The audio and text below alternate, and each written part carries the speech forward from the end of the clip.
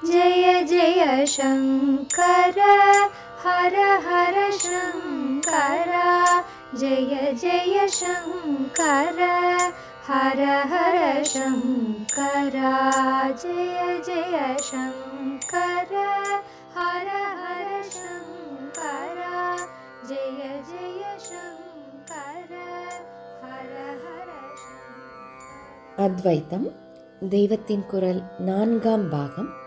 போர் தீர்ந்து அமைதி காண உலக நாடகமும் பிரளயங்களும். எல்லாரும் மோட்சத்துக்கு முயற்சி பண்ணி சம்சாரத்தை கழித்து கொண்டு லோக வாழ்க்கை என்ற ஒன்றே இல்லாமல் போவது என்பது சாத்தியமில்லை. பலவித எண்ணமுள்ள ஜனங்களை படைத்து ஆடவிட்டு ஓடவிட்டு பரஸ்பரம் மோதிக்கொள்ளவிட்டு இதிலே விசித்திரமாக பல ரசங்கள் ஏற்படும்படியாக லோக நாடகத்தை ஈஸ்வரன் நடத்தி வருகிறான். இப்படி நாடகம் பார்த்து ரசிப்பதற்குத்தான் அவன் லோகலீலை செய்வதே. எல்லாரும் ஞானிகளாகி பரம பக்தர்களாகி அவன் விட்ட வழி என்று இருந்தால், பிரேமரசம் என்ற ஒன்றையே பெருக்கிக் கொண்டிருந்தால், அல்லது அதுவும் இல்லாத பரம சாந்தியில் மூழ்கிவிட்டால் ஈஸ்வரனுக்கு எப்படி டிராமாவின் ரசபேதங்கள் கிடைக்கும்? அதே சமயம் அவன் கருணை வள்ளலும் தான். அதனால் வேடிக்கையெல்லாம் பார்த்தாலும் அநேக யுகங்கள் கல்ப காலம் ஆகிற போது ஐயோ பாவம் இப்படி ஆட்டமாக ஆடிவிட்டதுகளே என்று பரம கருணையோடு தானே அவர்களை எல்லாம் தன்னிடம் ஒடுக்கி கொண்டு விடுகிறான். அவர்களாக சாதனை பண்ணி ஒடுங்குவதில்லை, ஈஸ்வரனை ஒடுக்கி கொண்டு விடுகிறான். உலகமே இல்லாத மகா பிரளயம் என்பது அதுதான். நித்திய பிரளயம் என்பதாக தினம் தூக்கத்தில் ஈஸ்வரனிடம் லயித்திருப்பது.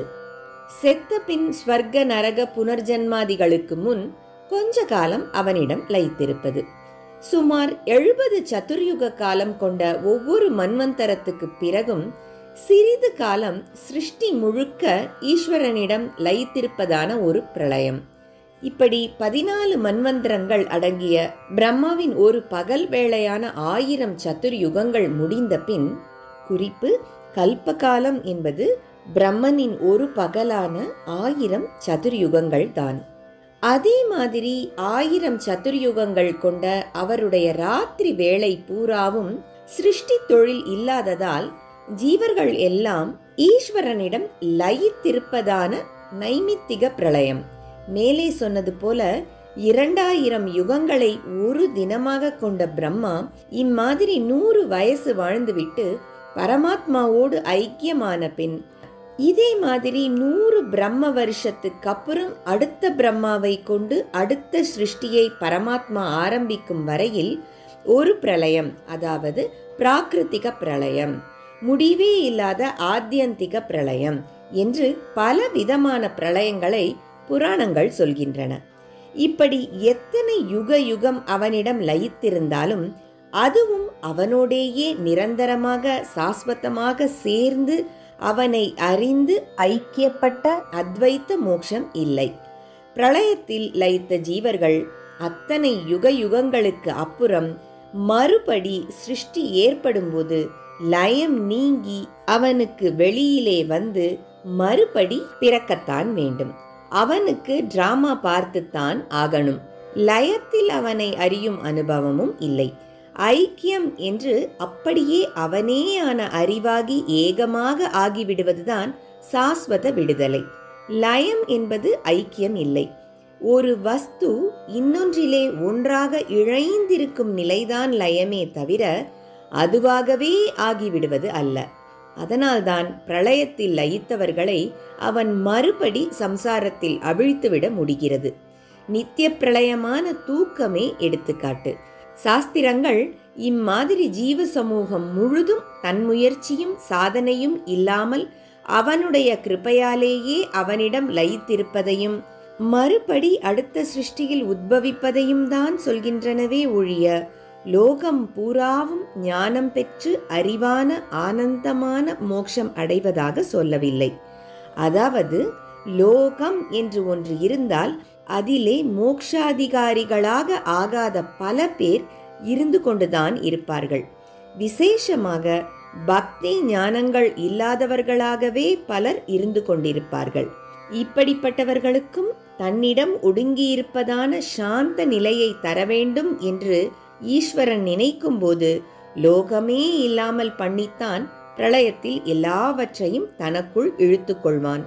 லோகம் என்று ஒன்று இருந்து அதில் பக்தி ரசம், ஞானத்தின் சாந்தி என்ற இரண்டு மட்டுமே இருப்பதாக விடமாட்டான் என்றே சாஸ்திரங்களிலிருந்து ஏற்படுகின்றன. ஞானத்தின் உண்மையான சாந்தி நிலைக்கு லோகம் இருந்தும் ஒன்றுதான், இல்லாவிட்டாலும் ஒன்றுதான். பிரேமரசத்துக்கும் அது ஒன்றே பெருகுவதற்கென்று வைகுண்ட கைலாசாதி லோகங்கள் இருக்கின்றன. ஆகையால் நவரச நாடகமாகத்தான் இந்த ஜீவலோகம் இருக்க வேண்டும்.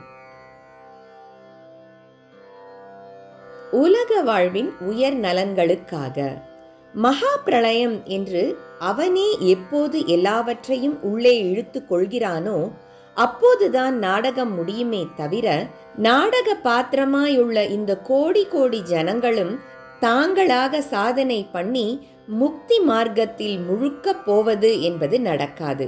ஓரளவு பக்தி மார்க்கத்தில் போவார்கள். அதையும் விட குறைவாக அத்வைத்தமான முக்தியை தரும் ஞானத்தில் போவார்கள். ஆனாலும் இப்படி ஏதோ ஓரளவுக்காவது அவர்களை போக பண்ணத்தான் வேண்டும். அதுவே சம்சார தாபத்துக்கு எவ்வளவோ ஆறுதல். ஓரளவு என்பதுதான் அளவு கொஞ்சம் கொஞ்சமாய் ஜாஸ்தியாகி எத்தனையோ ஜன்மாவுக்கு அப்புறமாவது பூர்ண ஈடுபாடாக ஆக வேண்டும். அப்படி அவர்களை போக பண்ணுவதற்கு முக்திக்கு முயல்பவர்கள் சித்த சுத்திக்காக செய்ய வேண்டிய தங்களுடைய கர்மாக்களை யூட்டிலைஸ் செய்து கொள்ளலாம். காரியமில்லாத பக்தி முதலில் சாத்தியமில்லை, காரியத்தோடு சேர்ந்த பக்திதான் சாத்தியம் என்று பார்த்தோம் அல்லவா? அம்மாதிரி இவர்களை ஒரு சத்சங்கமாக சேர்ப்பது, கூட்டமாக ஆலய வழிபாடு பண்ண வைப்பது, பஜனை செய்ய வைப்பது, இவர்களுக்கு சத் உபதேசங்களை எடுத்து சொல்வது என்று அநேக காரியங்களை செய்ய இவர்களை விட ஒரு படி மேலே போனவர்கள் தேவைப்படுகிறார்கள். சம்சார வாழ்க்கை நன்றாக அமைவதற்காகவே ஈஸ்வரனை பக்தி செய்வது என்ற அளவோடு நின்று விடுகிற இவர்களை விட சம்சாரத்திலிருந்து விடுபட விரும்பி அதற்கான சித்த சுத்தி பெறவே கர்மாவில் ஈடுபட வேண்டியிருப்பவர்கள் ஒரு படி மேலே போனவர்கள் அல்லவா? அதனால் அவர்கள் இவர்களை பக்தியில் ஈடுபடுத்துவதற்காக மேலே சொன்ன காரியங்களை பண்ணலாம். இது அவர்களுடைய ஸ்வயசித்த சுத்திக்கு உதவுவதோடு எல்லாருக்கும் பக்தியை பரப்புவதான லோகோபகாரத்தையும் பண்ணுவதாகிறது. ஜெய ஜெய சங்கர, ஹரஹர சங்கர, மகா பெரியவாச்சரணம். जय जय शंकर, हर हर शंकर, जय जय शंकर, हर हर शंकर, जय जय शंकर.